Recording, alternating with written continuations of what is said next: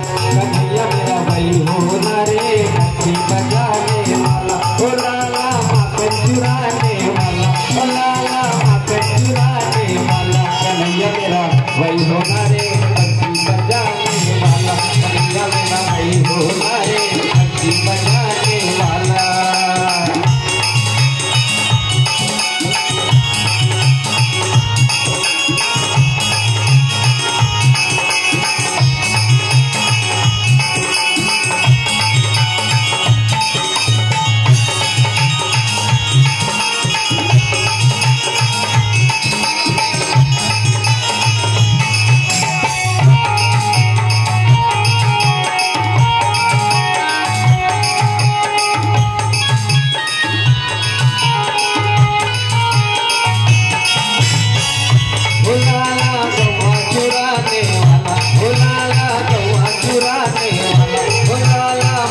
चुराने वाला,